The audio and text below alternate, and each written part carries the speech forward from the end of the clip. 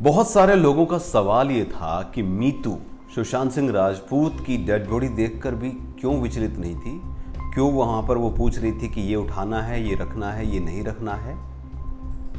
इस मामले में बहुत सारे लोगों ने मीतू पर सवाल भी उठाए थे, लेकिन अब मीतू की भांजी, जी हाँ मलाइका ने सारे के सारे जवाब दे दिए हैं। मैं हूं शिवकांत गौतम, स्वागत करता हूं आप सभी का शुद्ध मनोरंजन में। एक जवान भाई जब जाता है तो बहन के दिल में क्या दर्द होता है ये कोई दूसरा जज नहीं कर सकता है, और ना ही ये बता सकता है कि उस वक्त पे क्या हालात हैं, किस तरीके से देखा जा रहा है और कौन कितनी हिम्मत के साथ इस जंग को लड़ रहा है। कई सवाल थे, उनके जवाब। पहले उन्होंने कहा, यानी कि जो सुशांत सिंह राजपूत की मल्लिका, जो एक प्यारी सी भतीजी है, उन्होंने क्या कहा है। उन्होंने सोशल मीडिया हैंडल पर पोस्ट करते हुए कहा, अगर आप साइकोलॉजी पढ़ते हैं तो आपको भावनात्मक सुन्नता के बारे में पता चलेगा, जो इंसान झटके के बाद महसूस करता है। आप आघात के बाद अस्थायी रूप से भावनाओं को महसूस करना बंद कर देते हैं। उन्होंने ये मानने से इनकार कर दिया था कि ऐसा कुछ हुआ है। उन्हें हमारे परिवार में सबसे पहले यह खबर मिली और सबसे ज्यादा शॉक ऑब्जर्वर भी वही थी। जब वो आने के बाद बेहोश हो गई थी तो उन्हें वकील ने थोड़ी देर के लिए खुद को संभालने और ये देखने के लिए किया कि जांच कैसे होती है। देखिए मेरे मामू, अपार्टमेंट में बहुत सारे कीमती सामान थे, उन्हें सतर्क रहने को कहा गया था। वो ही थी जिन्होंने मेरे मामू को बाइक चलाना और क्रिकेट खेलना सिखाया। मेरी मीतू मासी सबसे मजबूत इरादों वाली है। वो सभी भाई बहनों में सबसे मजबूत है। उस समय हमें नहीं पता था क्या चल रहा है। हमने अधिकारियों पर यह जानने के लिए भरोसा किया कि अब क्या करना है, जैसे लोकतंत्र में कोई भी व्यक्ति करता है। वे फोन पर अपनी बेटी को संभाल रही थी क्योंकि मेरी छोटी कजिन रोना बंद नहीं कर रही थी।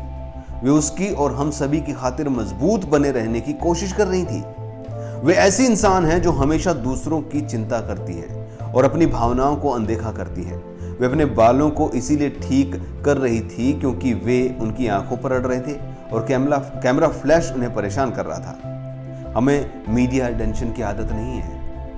परिवार को नहीं पता कि संदीप सिंह कौन है। शव को देखने के बाद मीतू मासी बेहोश हो गई थी, इसीलिए किसी को यह सुनिश्चित करना था कि वो ठीक से चल सके, और उस समय वो वहां मौजूद था। मैं दोहराती हूं, वो संदीप सिंह को नहीं जानती।